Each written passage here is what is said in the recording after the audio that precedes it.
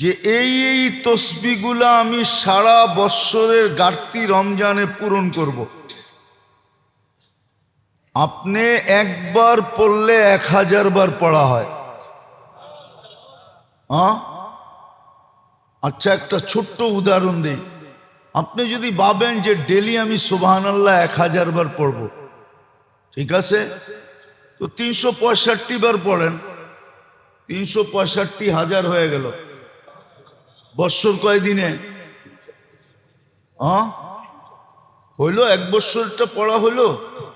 আমি কিন্তু বলি নাই, ইমাম বুখারী রহমতুল্লাহ আলাইহির উস্তাদ বলছে। আপনি যদি কিয়ামতের দিন না পাইলেন, তা আপনি বললেন জুহরিকে এদিকে আয়ো, ইমাম জুহরিকে, ওইদিকে খুঁজা পাওয়া সহজ হবে। আপনি খুঁজতে দেরি, ওনারে পাইতে দেরি করবেন না। বলবেন আপনি না ফতুয়া দিছিলেন, আপনার ফতুয়া শুনে তো 365 বার পড়ছিলাম সুবহানাল্লাহ, ডেলি 1000 বার হিসাব করা। কি আজকে যে দেখি হয় না, আপনি কি ফতুয়া দিয়ে আমার ঘরে বলে ফেলাইলেন। ইনশাল্লাহ ইমাম জোহরি যেটা বলছে ওইটাই ঠিক হবে। উনি ওনার থেকে বলে নাই, হাদিস কোরআনের আলোকেই বলছেন। এরকম আলহামদুলিল্লাহ 365 বার পড়েন, 365,000 হয়ে গেল, ঠিক না? ডেলি 1000 কইরা, ঠিক না? ডেলি আলহামদুলিল্লাহ পড়েন 365 বার, আল্লাহু আকবার পড়েন 365 বার, লা ইলাহা ইল্লাল্লাহ পড়েন 365 বার। 30 দিনে 365 বার পড়তে পারবেন না? তাইলে এরকম আপনি চার্ট বানান, চার্ট বানান। কোরআন ডেলি 1 খতম, 3 বার সূরা ইখলাস পড়লে 70 খতম। কত?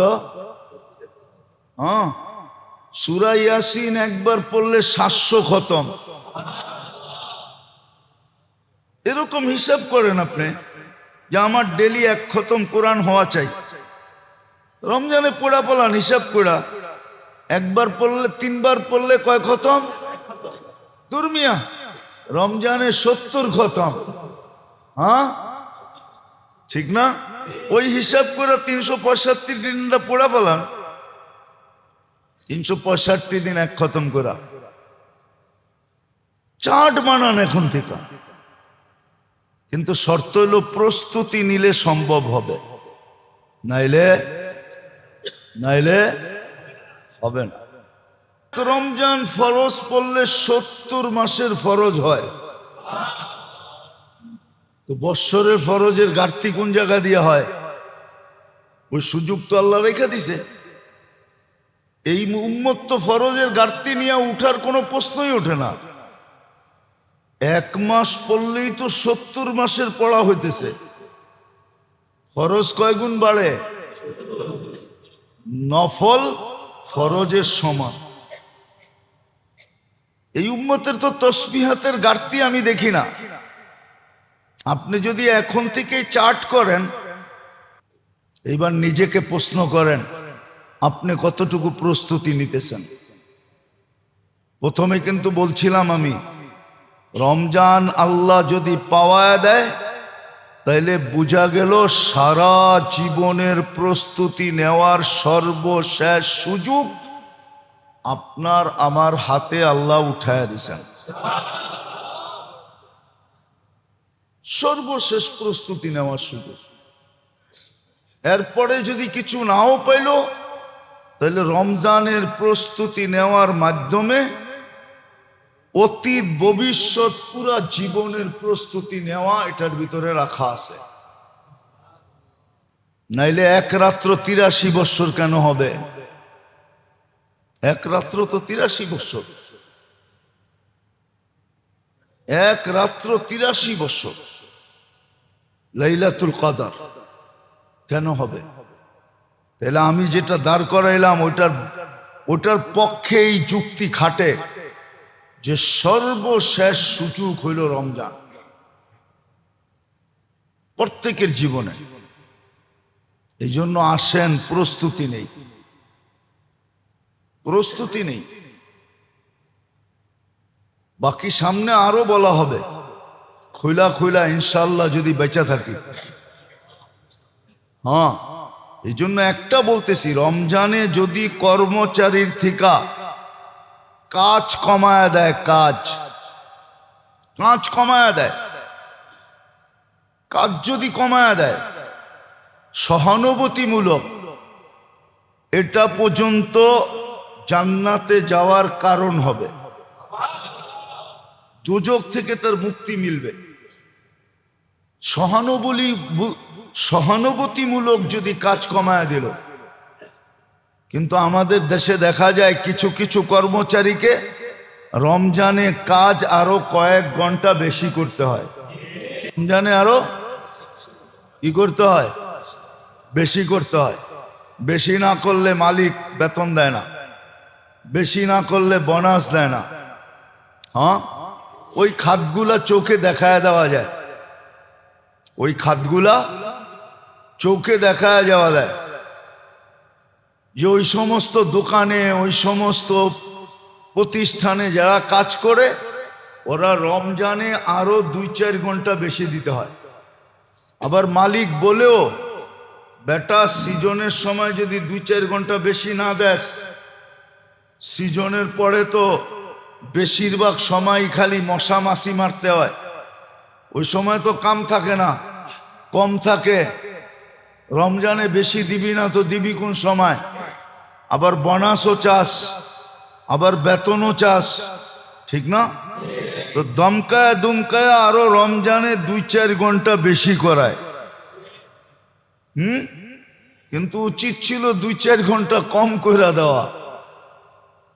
হাদিসে ছিল যে সহানুভূতিমূলক কাজ করাবে, কম করাবে, তাকে আল্লাহ রসুল আল্লাহ ওয়াদা করতেছেন, তোমাকে জাহান্নাম থেকে মুক্তি দিব, জান্নাতে ঢুকার অনুমতি পত্র তোমাকে হাতে ধরায় দিব। আল্লাহ আমাদেরকে বুঝার তৌফিক দান করেন, রমজানের প্রস্তুতি নেওয়ার তৌফিক দান করেন। 3 বেলা না খায় 1 বেলা খাবো, বাকিটা রোজা রাখবো, স্বাস্থ্য ভালো থাকবে। 1 বেলা যেটা খামু ওটার ভিতরে স্বাদও আল্লাহ এরকম দিবে যেটা আপনার দুনিয়ার কোনো খাওয়ানোর ভিতরে স্বাদ হবে না। হ্যাঁ হ্যাঁ, সত্য। আপনি দেখেন না, রমজানে ইফতারিতে যেই স্বাদ হয়, রমজানের বাইরে কাচ্চি, বিরিয়ানি, শিরানি তো এত স্বাদ হয় না। স্বাদ হয় নাকি? আচ্ছা, ইফতারি বাদ দিলাম, রমজানের মুড়ি ভর্তায় যে স্বাদ হয় মনে হয় বোঝেন না। রোজা রেখা মুড়ি ভর্তা যেই মজা লাগে, রোজার বাইরে চাইনিজেও এই মজা লাগে না। খায়া দেখেন, রমজানে আল্লাহ স্বাদ দিয়া দেয়। রোজা রাখার পরে খাওয়ানে যেই স্বাদ দেয়, ওই স্বাদ আপনি কোথাও পাবেন না টোকায়া। রোজা থাইকা দেখেন, তারপরে বুঝবেন। তো যেটা বুঝাইতেছিলাম, শাবান শবে বরাতের পরে করণীয় কি? করেন, কাজে দিবে। না করবেন, রমজান আপনার বিরুদ্ধে যাবে, বিরুদ্ধে। এই জন্য হাদিসে লেখা আছে, রোজা যার পক্ষে যাবে তাকে রোজা জান্নাতে নিয়া ছাড়বে। শুধু জান্নাতে নিবে না, জান্নাতের এক উচ্চ লেভেলে নিয়ে ছাড়বে। যেমন কোরআন যার পক্ষে যাবে তাকে জান্নাতের উচ্চ শিখরে নিয়ে ছাড়বে। মসজিদ যার পক্ষে যাবে তাকে জান্নাতের উচ্চ শিখরে নিয়ে ছাড়বে। এরকম কিছু জিনিস আছে যেটা আমার পক্ষে গেলে আমাকে কোথায় পৌঁছাবে। ফজরের নামাজ যার পক্ষে যাবে, হায় হায়, ওরে সর্বঘাটিতে জামাই আদরে জান্নাত পর্যন্ত পৌঁছাবে। জামাই আদর আর কি, আজকাল তো জামাই গো আদর নাই, ঠিক না? হ্যাঁ, আদর হইব কর্তিকা, বেশিরভাগই তো এখন পছন্দের বিয়া, ঠিক না? ঠিক না? মনে হয় বোঝেন নাই। আরে বুঝছেন, পছন্দ কইলাম আর কিছু কইলাম না তো বিদায় আদরও হয় না, তেমন আদর হয় না। শ্বশুর তো পছন্দ করে জামাই খুঁজা বাইর করে নাই, মেয়ে খুঁজা বাইর করছে অথবা ছেলে খুঁজা বাইর করছে, ঠিক না? তো কয় তোরা তোরা করছ, তোরা তোরা বোঝ, নিজে নিজে করছ, নিজে নিজে বোঝ, এই জন্য আদর নাই। শুধু প্রবাদ বাক্য রয়ে গেছে জামাই আদর, ঠিক না? খালি এটা শব্দটা রয়ে গেছে, আদর রয়ে যায় না। হ্যাঁ আছে, কিছু জায়গায় আছে যারা মা বাবার পছন্দ মতো করছে, ওইখানে আদর আছে। কিছু কিছু জায়গায় আছে, একবারে যে বিলুপ্ত হয়ে গেছে এমন না। কিছু জিনিস আছে যেটা পক্ষে গেলে জামাই আদরে জান্নাতে পৌঁছাবে। তার ভিতরে হলো রোজা একটা। রোজা রোজাদারদের জন্য আল্লাহর সাথে লড়বে, ঝগড়া করবে। হ্যাঁ, আপনি জানেন না? এই জন্যই শবে বরাত দিয়া এটাই বুঝাইছেন। যেমন পয় পরিষ্কার জামা, বিলকুল মাঞ্জা মারা। মাঞ্জা চিনেন? এটাও তো চিনেন না। কি মাঞ্জা? কি? হ্যাঁ, ইস্তারি করা, একবারে করকরা ইস্তারি, ঠিক না? মার মুর দিয়া করকরা ইস্তারি করছে। ওইটারে যেরকম ময়লার থেকে বাঁচায়, কেউ ওরা হাত দিয়ে ধরতেও দেয় না, এই ধরিস না বাজ ভেঙে যাব। একটু বীরবারটা দেখলে দূর দিয়া, কাদা কুদা দেখলে একবারে উঠায়া মুঠায়া, ঠিক না? হ্যাঁ, নিজেকে যেরকম বাঁচায়া চলে, শবে বরাতের পরের থেকে রমজানের জন্য এরকম নিজেকে বাঁচায়া চলা, যে কোনো গুনাহ যেন আমার গায়ে না লাগে, আল্লাহর বিরোধিতা যেন কোনো রকম না হয়, নবীর বিরোধিতা যেন কোনো মতে না হয়, বাঘ যেন আমার না ভাঙ্গে, মাঞ্জা যেন ঠিকই থাকে। ঠিক শবে বরাতের পরে রমজান পর্যন্ত এইভাবে চলবে, যাতে রমজান আসতে দেরি, বরকত, রমজানের যেই প্রাপ্য পাওয়া যেটা, ওটা যেন পাইতে দেরি না হয়। শবে বরাতের পরে এইভাবে চলা উচিত ছিল, এইভাবে এহতেমাম করা উচিত ছিল, যে শবে বরাতের দিন যেরকম আমি ছুটে আসছি মাগরিবের সময়, এশারের সময়, ফজরের সময়। না, আমাদের দেশে তো বেশি বিশেষ করে পুরান টাউনে তো আসে প্যাকেটের জন্য, ঠিক না? কি আমাদের এখানে তো প্যাকেট স্যাকেট বন্ধ হয়ে গেছে। অধিকাংশ মসজিদে কি কিসের জন্য আসে? প্যাকেট। তো যেটা বুঝাইতেছিলাম, শবে বরাতের দিন যেরকম আমি ছুটে আসছি, এই আগ্রহ যেন আমার রমজান পর্যন্ত থাকে।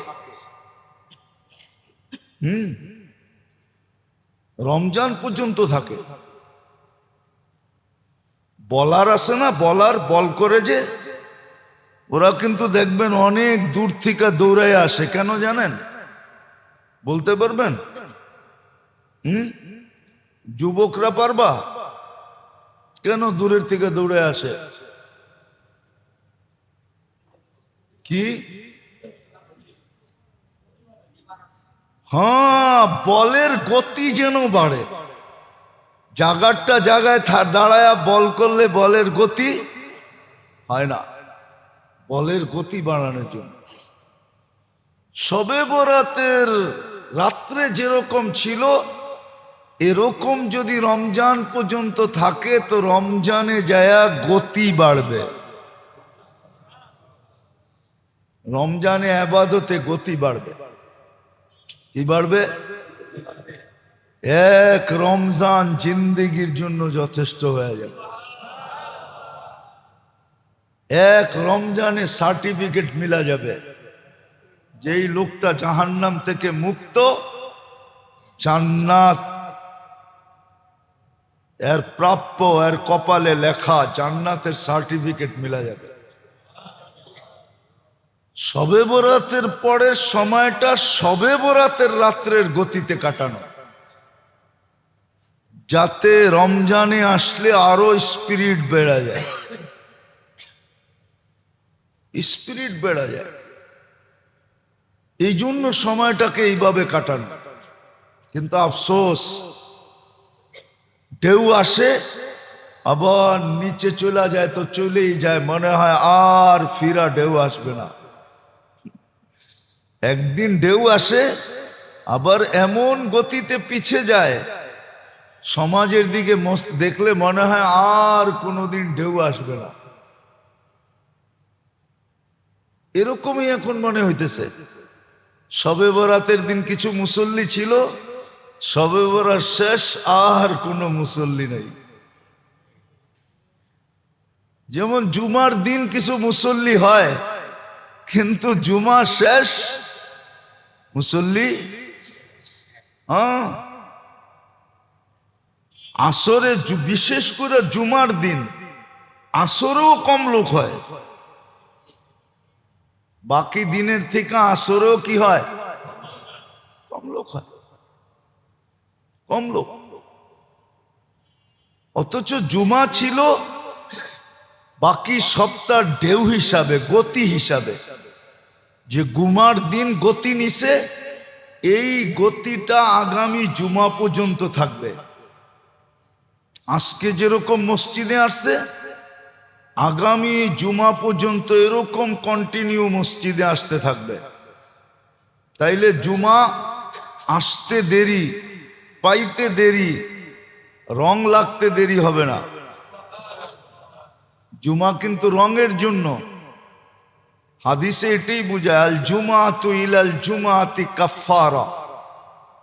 এক জুমার থেকে আরেক জুমায় যখন পা দিবে, তো পিছনের এক সপ্তাহের গুনাহ তার মাফ হয়ে যাবে। পিছনের এক সপ্তাহের গুনাহ মাফ। তো শুক্রবার ছিল পুরা সপ্তাহের গতি নেওয়ার জন্য। কি স্পিরিট কেন? গতি হয় যেন, ঠিক না? স্পিরিট বুঝেন তো? ওই যে বহুত দূরের তে দৌড় দেয়, কিসের জন্য? গতি বাড়ানোর জন্য। ঠিক এরকম জুমা ছিল সারা সপ্তাহের গতি বাড়ানোর জন্য, আর শাবান ছিল রমজানের গতি বাড়ানোর জন্য। শবে বরাতের পরে তো আরো গতি বাড়বে, কেননা শবে বরাত মধ্যখানে দেখায়া দিছে, উপচে পড়া ভিড় মসজিদে। এই গতিটা যেন রমজান পর্যন্ত যায়, তাইলে রমজানে পুরাটা গতি পাবে। ওই যে বললাম না, 1 বৎসর 11 মাস সঞ্চিত করবে, রমজানের বাজেটটা অল্প অল্প অল্প করে সঞ্চয় করবে।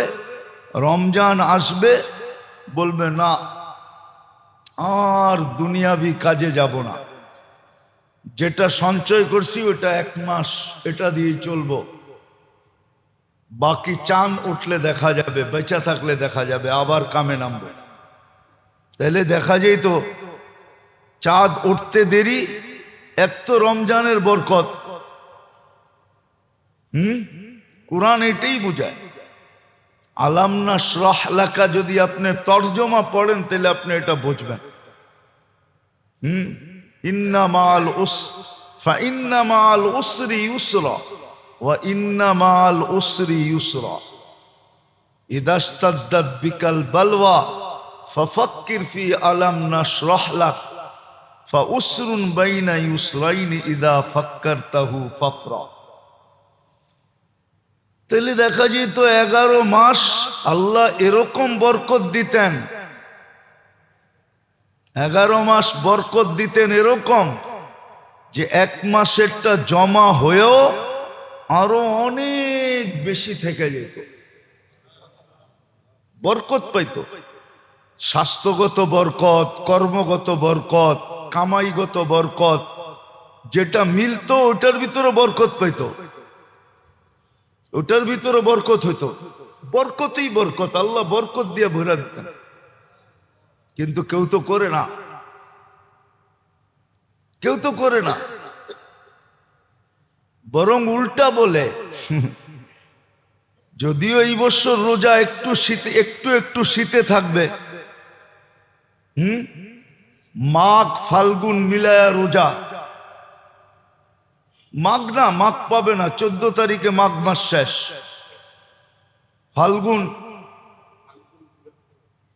ফাল্গুন পুরা পাবে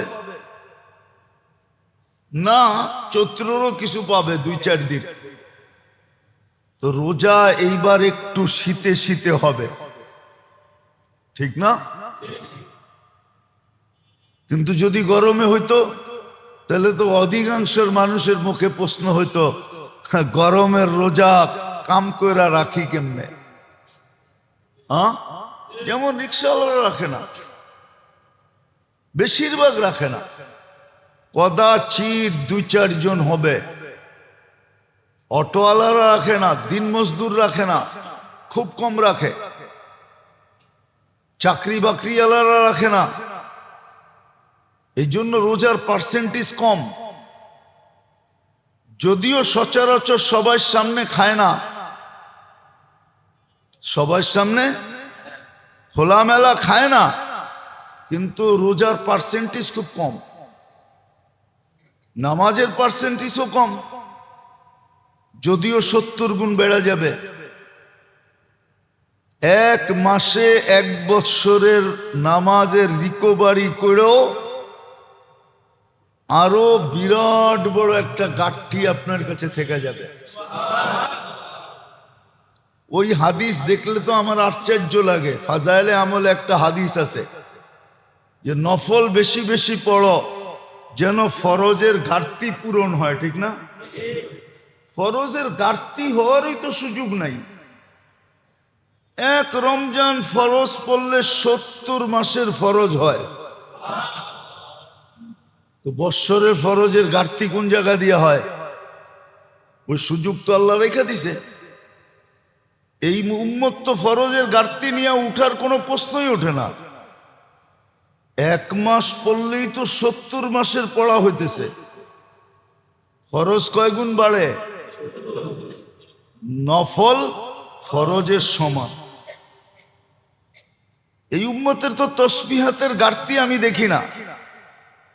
আপনি যদি এখন থেকে চার্ট করেন যে এই তসবিহগুলা আমি সারা বৎসরের ঘাটতি রমজানে পূরণ করব, আপনি একবার পড়লে 1000 বার পড়া হয়। আচ্ছা, একটা ছোট্ট উদাহরণ দিই। আপনি যদি ভাবেন যে ডেলি আমি সুবহানাল্লাহ 1000 বার পড়ব, ঠিক আছে, তো 365 বার পড়েন, 365,000 হয়ে গেল। বৎসর কয় দিনে? হইলো 1 বৎসরটা পড়া হইলো।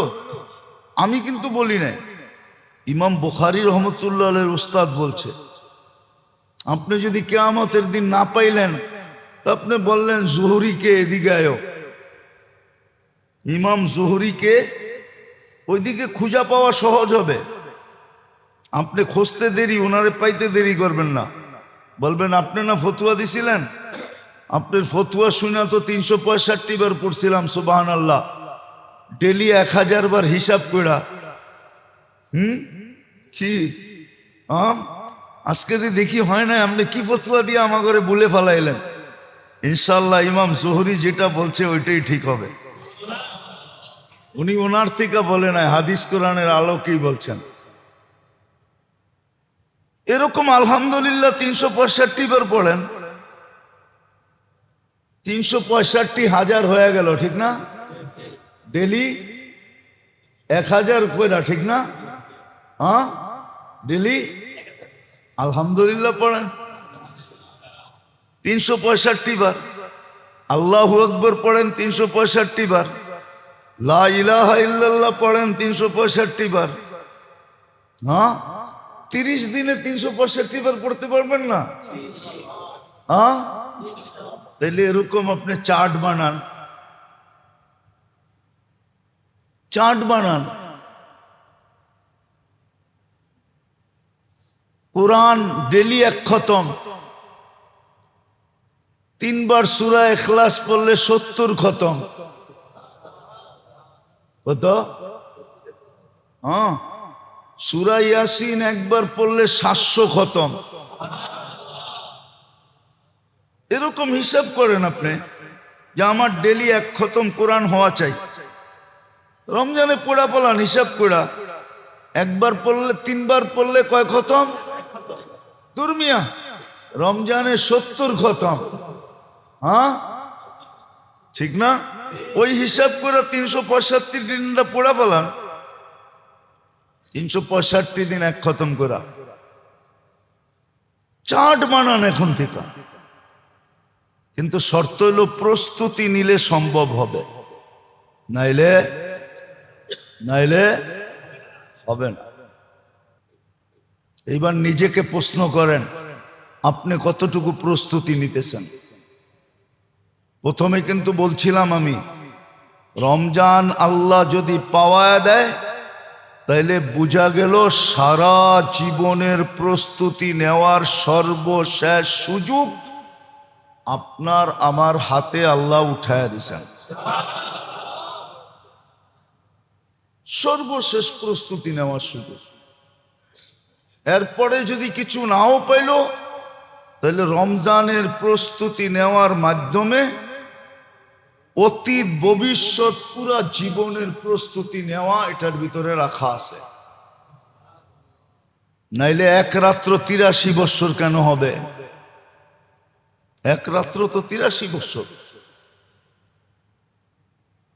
1 রাত্র 83 বছর লাইলাতুল কদর কেন হবে? তাহলে আমি যেটা দাঁড় করাইলাম ওটার পক্ষে এই যুক্তি খাটে যে সর্বশেষ সুযোগ হইল রমজান প্রত্যেকের জীবনে। এই জন্য আসেন, প্রস্তুতি নেই, প্রস্তুতি নেই।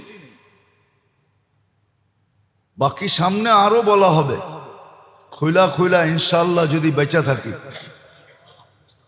হ্যাঁ, এই জন্য একটা বলতেছি, রমজানে যদি কর্মচারীর থেকে কাজ কমায়া দেয়, কাজ কমায়া দেয়, কাজ যদি কমায়া দেয় সহানুভূতিমূলক, এটা পর্যন্ত জান্নাতে যাওয়ার কারণ হবে, দুজক থেকে তার মুক্তি মিলবে। সহানুভূতিমূলক যদি কাজ কমায়া দিল। কিন্তু আমাদের দেশে দেখা যায় কিছু কিছু কর্মচারীকে রমজানে কাজ আরো কয়েক ঘন্টা বেশি করতে হয়। রমজানে আরো কি করতে হয়? বেশি করতে হয়। বেশি না করলে মালিক বেতন দেয় না, বেশি না করলে বোনাস দেয় না। হ্যাঁ, ওই খাতগুলা চোখে দেখায় দেওয়া যায়, ওই খাতগুলা চোখে দেখায় যাওয়া যায় যে ওই সমস্ত দোকানে, ওই সমস্ত প্রতিষ্ঠানে যারা কাজ করে ওরা রমজানে আরো 2-4 ঘন্টা বেশি দিতে হয়। আবার মালিক বলেও, বেটা সিজনের সময় যদি 2-4 ঘন্টা বেশি না দেস, সিজনের পরে তো বেশিরভাগ সময় খালি মশা মাছি মারতে হয়, ওই সময় তো কাম থাকে না, কম থাকে। রমজানে বেশি দিবি না তো দিবি কোন সময়? আবার বোনাসও চাস, আবার বেতনও চাস, ঠিক না? তো দমকায় দুমকায় আরো রমজানে 2-4 ঘন্টা বেশি করায়। কিন্তু উচিত ছিল 2-4 ঘন্টা কম কইরা দেওয়া। হাদিসে ছিল যে সহানুভূতিমূলক কাজ করাবে, কম করাবে, তাকে আল্লাহ রসুল আল্লাহ ওয়াদা করতেছেন তোমাকে জাহান্নাম থেকে মুক্তি দিব, জান্নাতে ঢুকার অনুমতি পত্র তোমাকে হাতে ধরায় দিব। আল্লাহ আমাদেরকে বুঝার তৌফিক দান করেন, রমজানের প্রস্তুতি নেওয়ার তৌফিক দান করেন। এইদিকে মনোযোগ না দিতে পারলে বৈশা কোনো লাভ নাই। তাইলে বাইরে বসে থাকলেই ভালো, বাসায় থাকলে ভালো। বয়ান যখন শেষ হবে তখন চলে আসেন। চাচু খাইতে দরকার হলে খায়া বাসায় চলে যান। হ্যাঁ, ভালো না লাগলে বললেন, নাইলে এর চেয়ে ভালো ভালো মসজিদ আমার কাছে আছে, 4 জুমা 4 জায়গায় পড়ামো, আপনাদের চেয়ে 10 গুণ বেতন বেশি পাবো। ডেলি খোঁচাইতেছে, 1 জুমা 1 জায়গায় পড়াবেন, নাইলে ছেঁড়া চলে যাবো, এই চিপা ছেঁড়া চলে যাবো। কেন এখানে গাড়ি ঢুকাই তো অনেক কষ্ট হয়। মনোযোগ দিয়ে না শুনতে পারলে আইসেন না। আর যদি বলবেন ভালো না লাগে ছেড়ে চলে যাবো। বাংলাদেশে আমগো জায়গার অভাব নেই, এখানে আসতে হবে না। আর শুনতে হইলে মনোযোগ দিয়ে শুনবেন, না শুনতে হইলে বাসায় বসে থাকবেন। আপনার মতো শ্রোতার দরকার নাই আমার অনেক শ্রোতা আছে। আল্লাহর মেহেরবানিতে বৈশা বৈশা গল্প করবেন আর হাসাহাসি করবেন, এটা না হোক।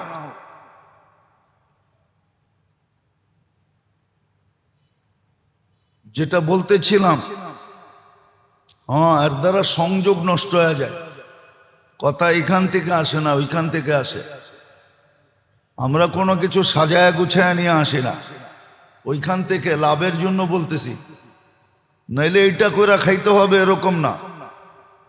জুমা পড়ায়া ইমামতি কইরা আমার খাইতে হবে, এই ব্যবস্থা আল্লাহ আমার করেন না। আল্লাহ আমার আরো হাজারো ব্যবস্থা করে রাখছেন, আমি নিজের ইচ্ছায় ওগুলা করি না।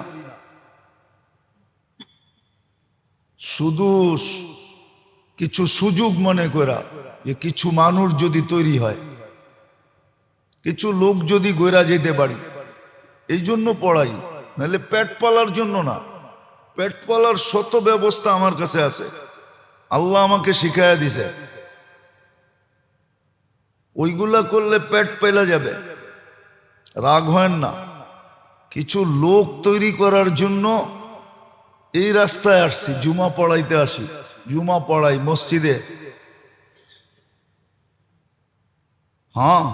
ইমাম মুয়াজ্জিনরা ইমাম মুয়াজ্জিন এই জন্যই করে, আখেরাতের দিকে তাকায়া করে।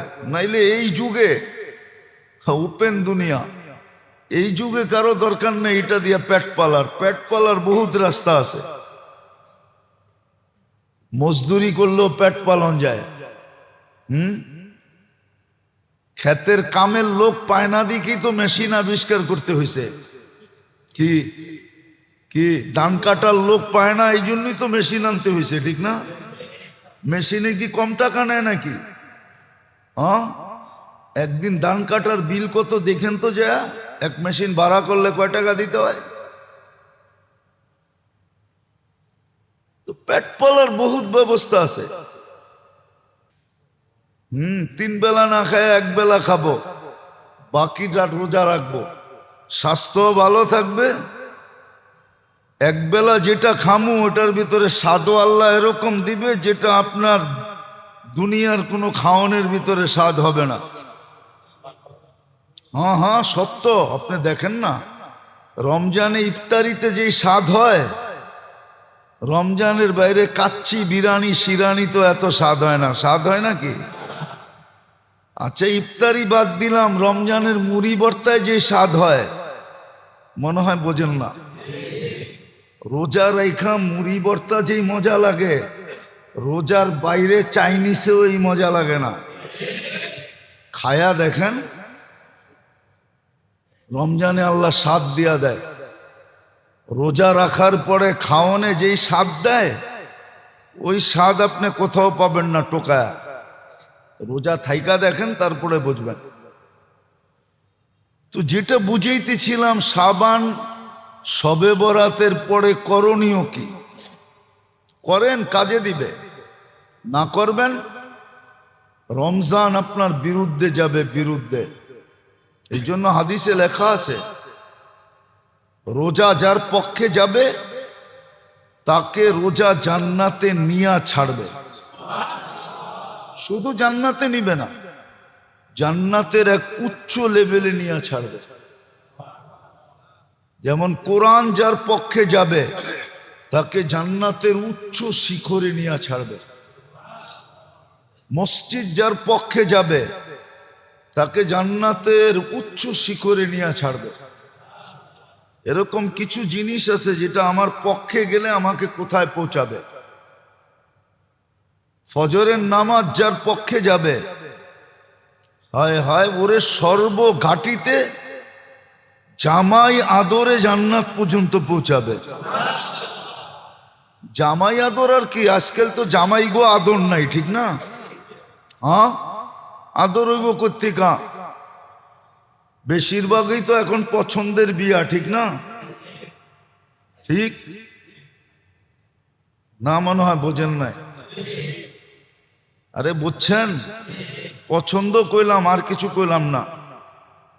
তো বিদায় আদরও হয় না, তেমন আদর হয় না। শ্বশুর তো পছন্দ করে জামাই খুঁজা বাইর করে নাই, মেয়ে খুঁজা বাইর করছে, অথবা ছেলে খুঁজা বাইর করছে, ঠিক না? তো কয় তোরা তোরা করছ, তোরা তোরা বোঝ। নিজে নিজে করছ, নিজে নিজে বোঝ। এই জন্য আদর নাই, শুধু প্রবাদ বাক্য রয়ে গেছে, জামাই আদর, ঠিক না? খালি এটা শব্দটা রয়ে গেছে, আদর রয়ে যায় না। হ্যাঁ, আছে কিছু জায়গায় আছে যারা মা বাবার পছন্দ মতো করছে, ওইখানে আদর আছে। কিছু কিছু জায়গায় আছে, একবারে যে বিলুপ্ত হয়ে গেছে এমন না। কিছু জিনিস আছে যেটা পক্ষে গেলে জামাই আদরে জান্নাতে পৌঁছাবে। তার ভিতরে হলো রোজা একটা। রোজা রোজাদারদের জন্য আল্লাহর সাথে লড়বে, ঝগড়া করবে। হ্যাঁ, আপনি জানেন না? এই জন্যই শবে বরাত দিয়া এটাই বুঝাইছেন।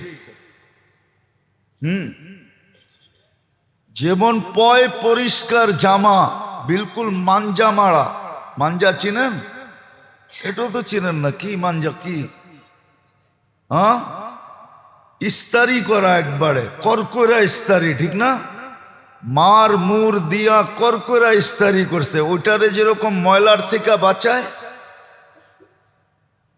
কেউ ওরা হাত দিয়ে ধরতেও দেয় না, এই ধরিস না, বাজ ভেঙে যাব।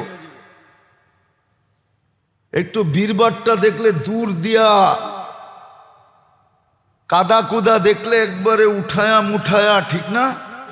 হ্যাঁ, নিজেকে যেরকম বাঁচায়া চলে, শবে বরাতের পরের থেকে রমজানের জন্য এরকম নিজেকে বাঁচায়া চলা, যে কোনো গুনাহ যেন আমার গায়ে না লাগে, আল্লাহর বিরোধিতা যেন কোনো রকম না হয়, নবীর বিরোধিতা যেন কোনো মতে না হয়, বাঘ যেন আমার না ভাঙ্গে, মাঞ্জা যেন ঠিকই থাকে। ঠিক শবে বরাতের পরে রমজান পর্যন্ত এইভাবে চলবে, যাতে রমজান আসতে দেরি, বরকত, রমজানের যেই প্রাপ্য পাওয়া যেটা, ওটা যেন পাইতে দেরি না হয়। শবে বরাতের পরে এইভাবে চলা উচিত ছিল, এইভাবে এহতেমাম করা উচিত ছিল। যে শবে বরাতের দিন যেরকম আমি ছুটে আসছি, মাগরিবের সময়, এশারের সময়, ফজরের সময়, না আমাদের দেশে তো বিশেষ করে পুরান টাউনে তো আসে প্যাকেটের জন্য, ঠিক না? কি আমাদের এখানে তো প্যাকেট স্যাকেট বন্ধ হয়ে গেছে। অধিকাংশ মসজিদে কি কিসের জন্য আসে? প্যাকেট।